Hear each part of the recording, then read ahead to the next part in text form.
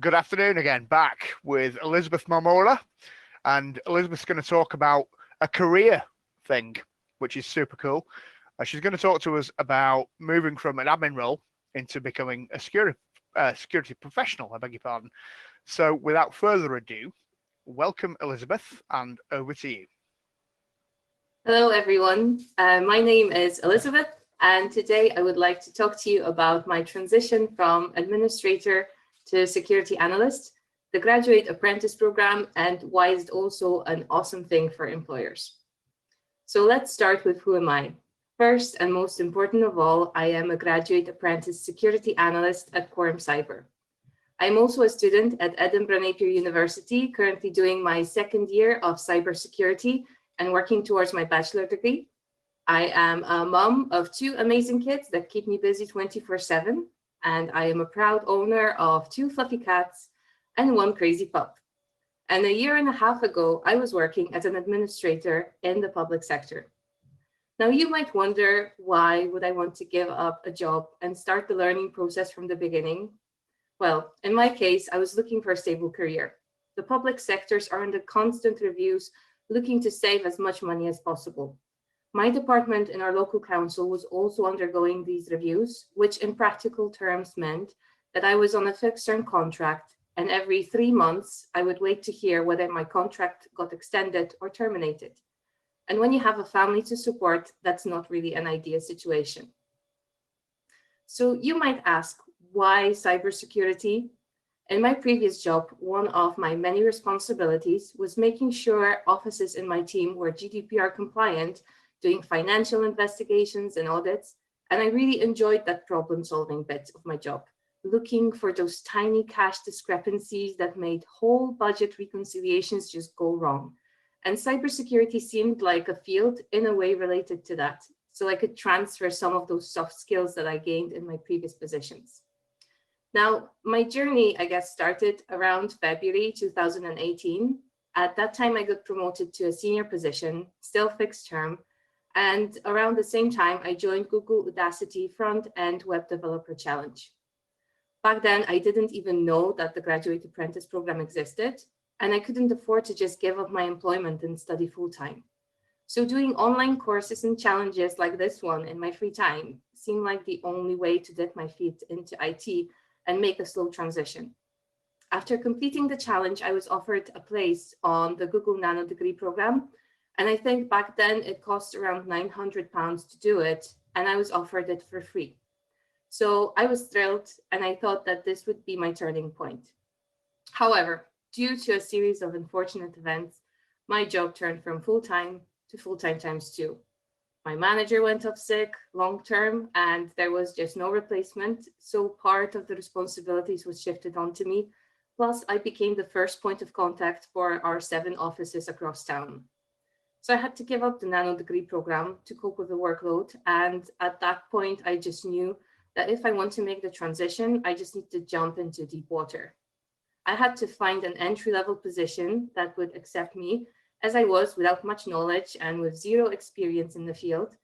I started my search from the most popular job sites, S1 Jobs, Total Jobs, Indeed, only to find that the positions closest to entry level were either graduate or junior. Now, even though I didn't meet the requirements, I was still applying, hoping that maybe a recruiter would spot me and take pity on me. And then I came across an apprentice position that was posted by QA Apprentice. I can't remember what was the exact job title. It was something related to IT. I've applied, and a few days later, I got a phone call, and I can remember the excitement. I thought, this is it. I got an interview. Someone noticed me. The lady on the phone said that they got my application and they would potentially be interested, but she needed to clarify one thing, my age. Because looking at my CV, it appeared that I'm over 21. And that was my first pitfall. When I started to question whether maybe it's too late for me to do a career change. I mean, is the age 21 an expiry date for a person's career? Despite that discouragement, I kept looking, but this time I focused on the word apprenticeship. I came across Apprenticeship Scott website, and that's when I hit jackpot. Apprenticeship Scot is a website that provides information about the apprenticeship program in Scotland and lists available jobs. Back in January 2020, there wasn't much jobs in IT, and I have extended my search to include Glasgow and Fife, and not just Edinburgh, where I'm based.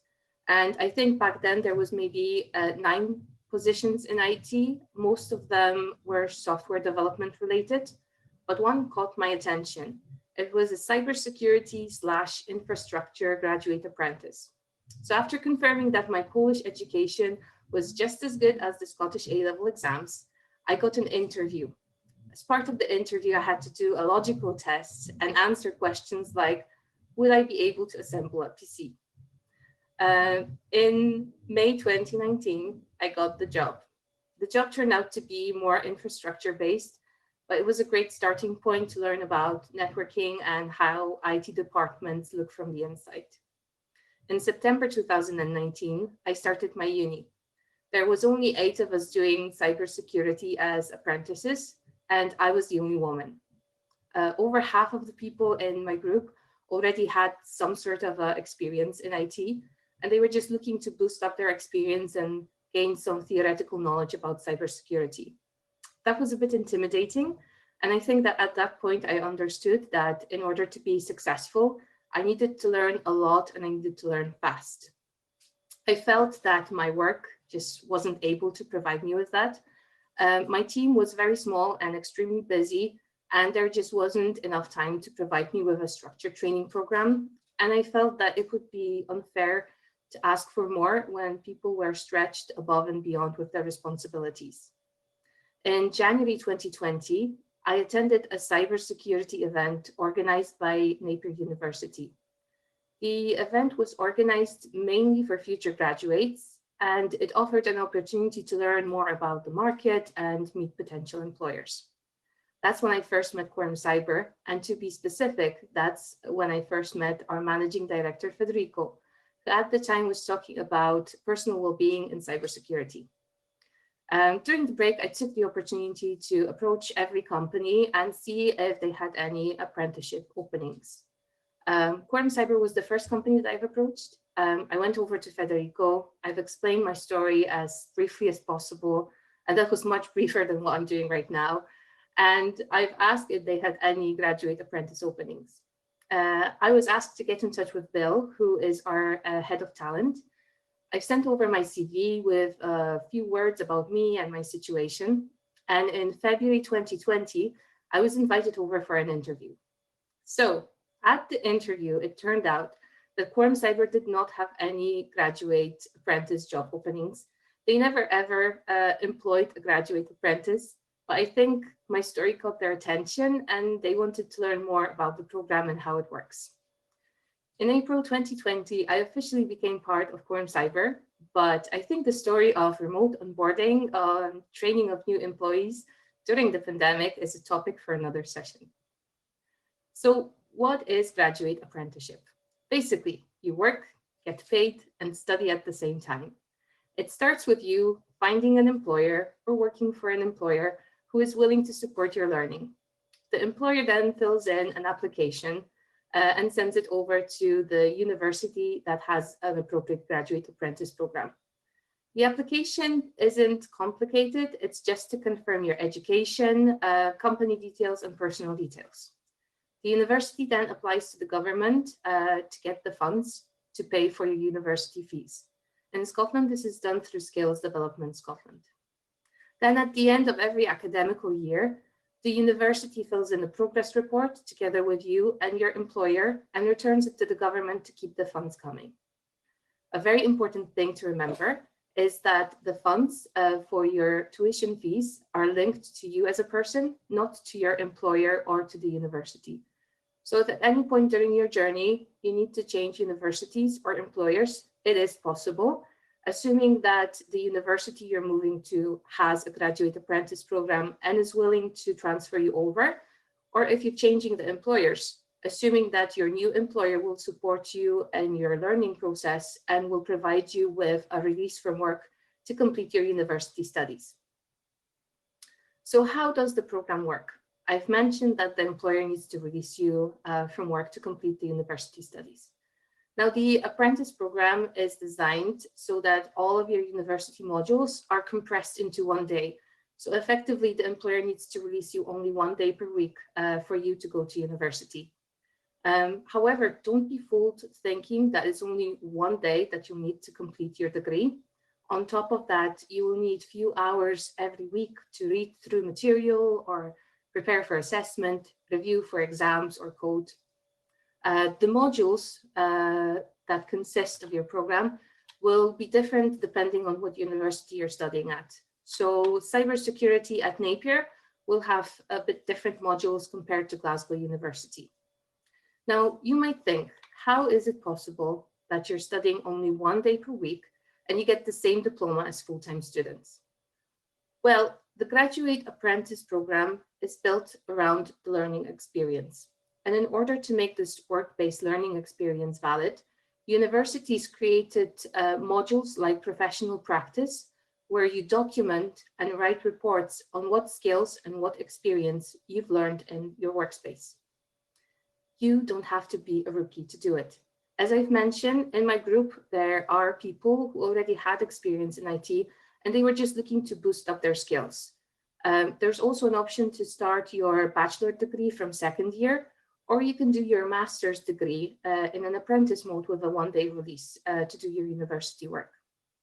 There is no upper age limit. And I think that this photo taken during group work last year at university gives a great image of the gender and age diversity.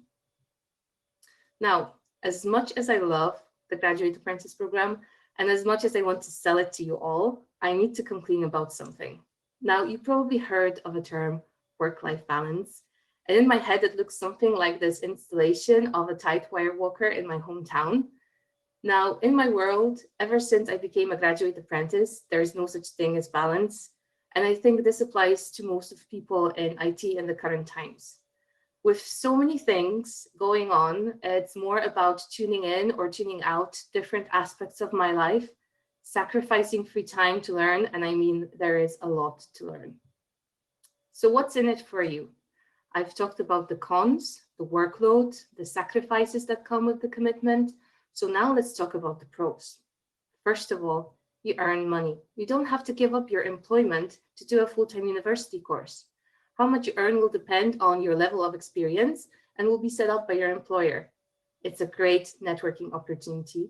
You get a degree and a diploma, and with the diploma, you also have 4 years of working experience, putting you way ahead of full-time students.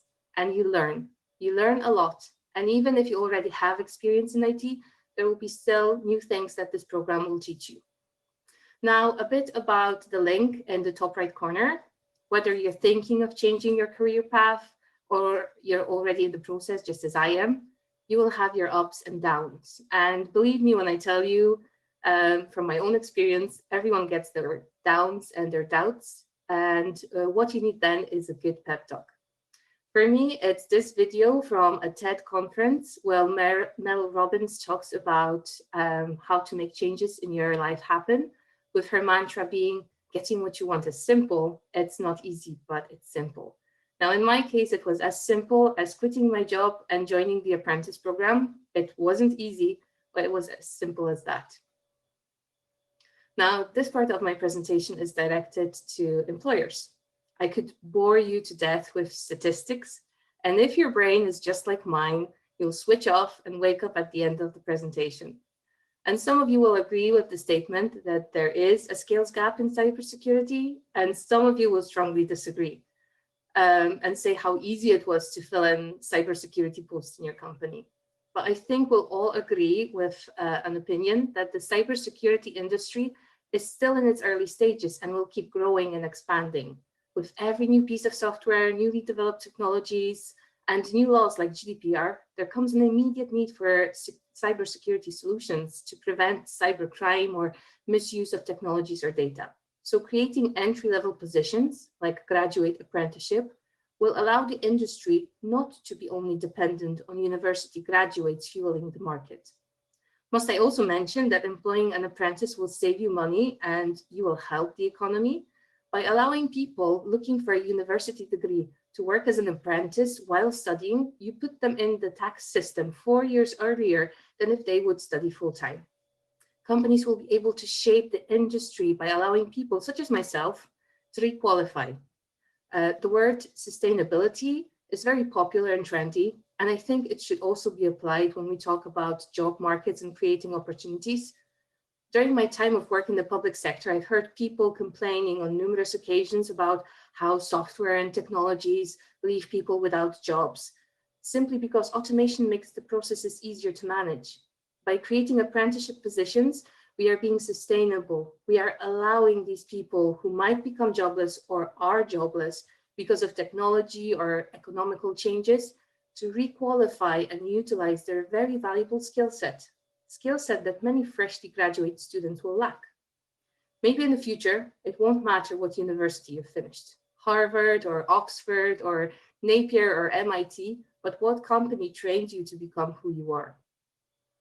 This is the end of my presentation, but it's just the beginning of my journey in cybersecurity. I hope you've enjoyed my story, and maybe it served as an inspiration for people looking for a career change or employers looking to expand their teams or boost their employees' skill set. To make this presentation even more memorable, I have prepared a joke.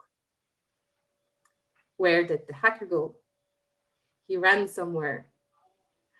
I would also like to give many thanks to the beer farmers for accepting me as a speaker and providing me with this amazing opportunity. A big thanks to all the mentors and fellow speakers for all the tips and help and for creating this amazing and supportive community. A huge thanks to my manager at Quorum Cyber, David McKenzie, who gave me the idea for this talk and made me believe that I can do it. Infinite thanks to Quorum Cyber for taking me on board and providing me with constant opportunities to learn new things. And finally, to my husband and my kids for supporting me in my journey, for believing in me and in what I want to achieve in my life, and for being so understanding whenever I say, Mommy's going to have a conference, please go with Daddy to McDonald's. If you would like to learn more about the Graduate Apprentice Program, please visit these websites that I've listed. I will also chat them into the Slack channel and on my LinkedIn and Twitter profile. The first two links provide information about the apprenticeship program in Scotland, the last two about the apprenticeship program in the rest of the UK. If you have any questions, please feel free to ask them now or message me via LinkedIn or Twitter. Thank you. Fabulous. What a wonderful talk. Brilliant. Thank you. Yeah.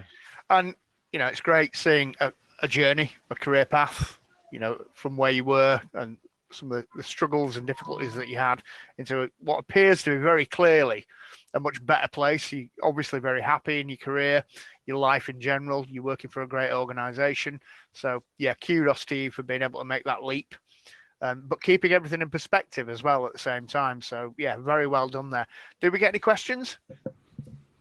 None on Slack. Everybody's just saying this is a really inspirational story. One anonymous person, though, did say, as an employer of graduate apprentices, they are also driven by the awesome people who give great talks. So that came from an anonymous person. No idea who it was. Just thought I'd share that.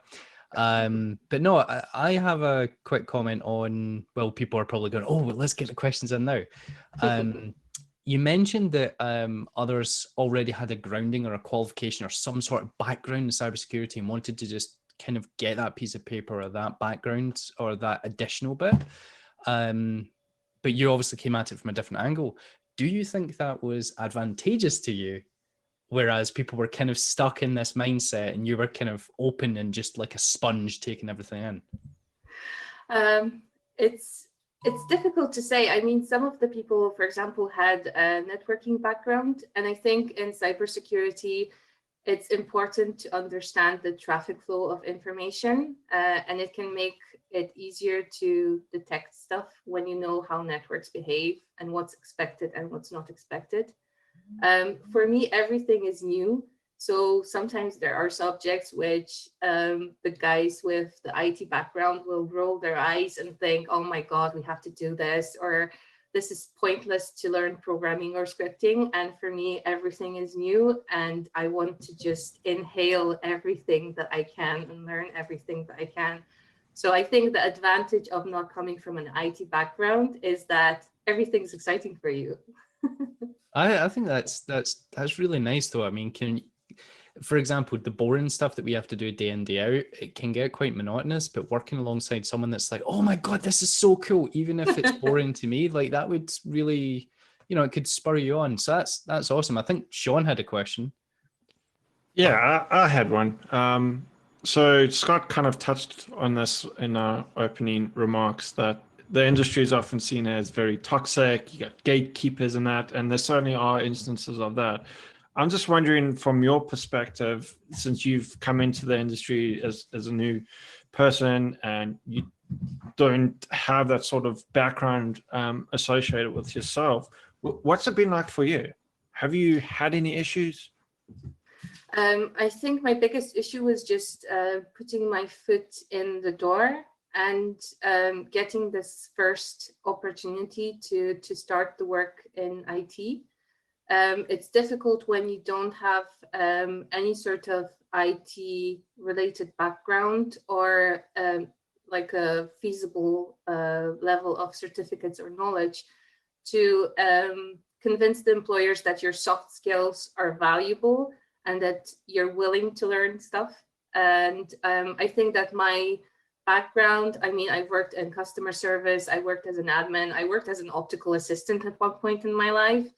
And I think that all of that experience made me a good employee in a way, because like doing this talk did not freak me out as much as it probably would freak out anyone else who didn't have any working experience. I'm good with like sorting stuff and organizing stuff. And I love looking for like, irregularities because of my background. So I also love the community in cybersecurity. I mean, when I was working as an admin, we didn't have these groups. We didn't have conferences where people talked about, reconciliation of budgets. But in cybersecurity, it seems that those small communities are very lively and they're very welcoming, at least from my perspective. Oh, that's awesome. Because so often there's the negativity that drowns out the positivity, and that, to me at least, the negativity is only a small portion. Just look at today; there's huge amounts of people involved, and it's just nothing but positivity. So it's really encouraging to hear that. So thank you. 100%, Sean. And I guess the last point I'd like to make is that you are living proof, Elizabeth, that people can make a success of a career from any background. Okay. Yes. So we do often hear about people coming into information security through really interesting stories, and yours is equal to anybody's I've heard. And so well done to you and congratulations. And yeah, Thank you. I hope your career flourishes. So yeah, Thank you. brilliant. I think unless we've got any more questions, then Elizabeth, thank you very much. On behalf of the beer farmers, everybody involved and the people watching, listening, thank you very much for your time. Thank you very much. Have a nice day, everyone. Take care. Thank you.